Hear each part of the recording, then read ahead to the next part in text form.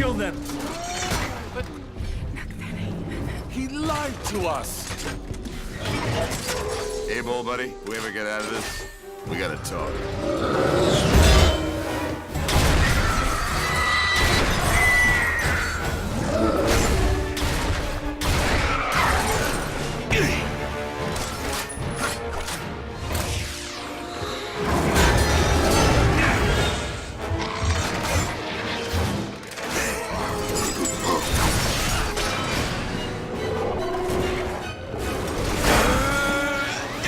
Hello, he's Matt, I'm Nat, and we got your geek news right here. And this time it's a review of HellBoy 2, The Golden Army. Starring Ron Perlman, Selma Blair, and Doug Jones. Now, we didn't have a chance to do a preview of this, but I was just so pleased when I heard there was going to be a second HellBoy movie. The first one didn't make its money back at the box office, and that's never really a good sign.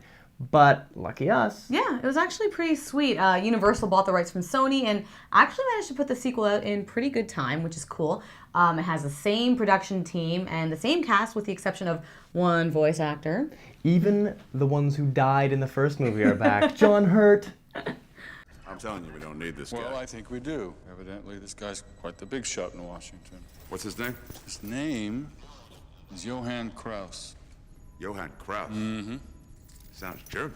He's the top man in Ectoplasmic. Yes, thank you. Ectoplasmic research comes highly recommended by our European liaison. Johann Kraus. Liaison. I love that word, don't you? It's so hoity-toity. I don't like German. No fingerprints. Here he comes. Germans make me nervous. No photo. Dossier says, and I translate, he has a nice open face.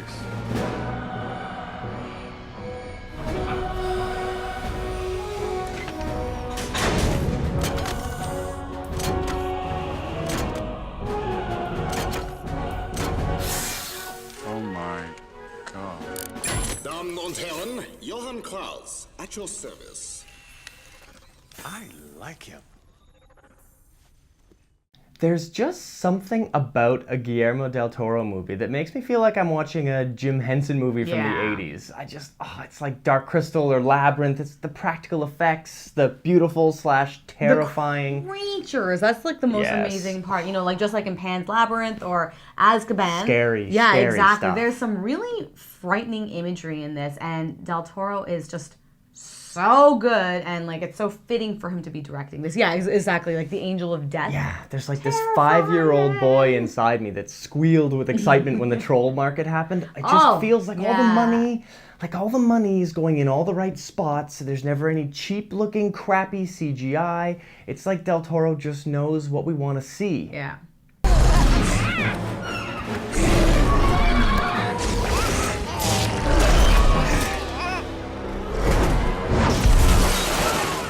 You must shoot it in the energy ganglion! The what? The energy ganglion! Shoot the top of the head! Shoot it in the head!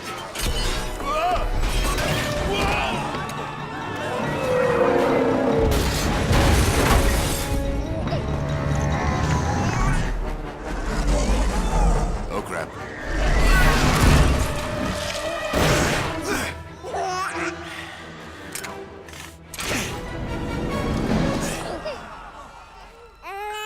You woke up the baby. So in this movie, it was interesting to see the new character Johann Kraus, who's like totally the like by the books kind of agent, right? And it was strange first getting to see that he's this ectoplasmic gas thing. Yeah, when you don't quite understand what he is yet, but HellBoy has a serious problem with his Dislike. accent. It's amazing because, I mean, he's not a big Nazi the fan. Nazis, exactly. So, yeah. But it was cool because Seth MacFarlane actually did the voice for this character, and this is apparently Seth MacFarlane's first like big feature film. So And I loved the voice. I thought it was really entertaining. yeah, it was cool. Now, I think my favorite part was the drunken singing of Can't Smile Without You. That just cracked me up. And love seeing Abe Abe singing. drunk Yeah. cracked me up. That was so good. But you know what? I don't know about that saving HellBoy I thing. agree. I agree. It was a pretty weak point in the plot line, and I don't know, it kind of felt like an afterthought, and like they just kind of threw in this like, if we save him, it'll like ruin humanity, and you will suffer the most. Liz, are you sure you want to do it? And it's like, I don't know, it's a heavy thing, but like not much weight was put on it. You It know, felt you like didn't an really afterthought. care. You're like, It oh, really did. It felt like an okay, that's kind of afterthought. important, but what? Yeah, kind of weird. And one thing that bugged me, just because I've been there and I thought it would have been really cool, they weren't actually in Giant's Causeway. Yeah, and I was pretty such a excited shame. when they were going there. Giant's Causeway has these cool geometric, like this crazy geological pattern. If you've ever seen it, I really thought it was going to have something to do with the Golden Army being Giant's Causeway. There was just so much myth that I thought they were going to go into, and it was just a shame that they didn't actually get around to that. And the fact that Kraus was, again, this ectoplasmic gas thing was so perfect because he just, slipped out of his suit and got into one of the golden soldiers. I was so cheering for the blue soldier. Yes, it was so cool. They had one on their team. That kicked a lot of ass. For sure. And you know what? I was also wondering how long it would take for someone to figure out that, you kill Nuala, the princess, and Nuada, the prince, would also die. Yeah, I mean, I'm glad. That would have been the easiest thing to do. Yeah, I'm glad she wound up killing herself. Couldn't. But yeah, I really thought at some point HellBoy was just gonna take her head off, and that would have been the end of it. Because, but from a respect of Abe, and Abe being kind of just in love with her, he didn't do it. But yeah. But you know what? For me, this movie just totally proved to me that Del Toro is ready to take on The Hobbit. I'm so impressed with the fact that HellBoy managed to just,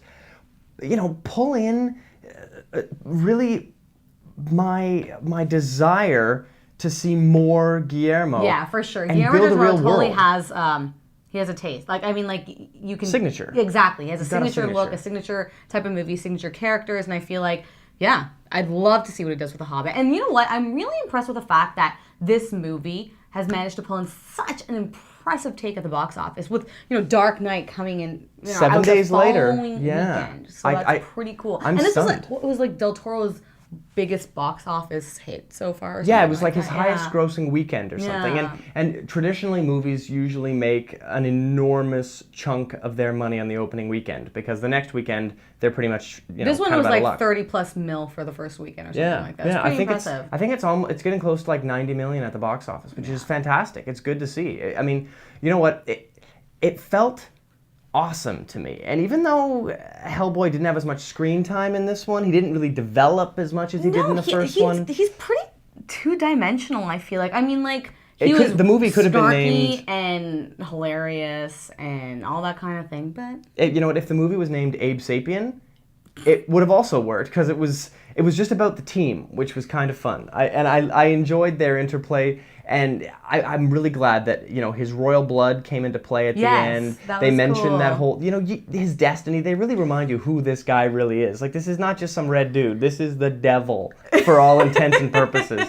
This is the devil's son, and it was just really cool to see that was brought back around, and challenged royal blood, challenge for the crown. Exactly. So hopefully we'll get to see more of this. Yeah, I mean, like, I hear that they're thinking of making a third one. Del Toro definitely said that he knows the story for the third one, if there is a third one. Which is cool. So. And Lord of the Rings movies don't take long. I'm sure he'll just pump that out like any old American Pie movie, and then we'll be back to making Hellboys. So no problem.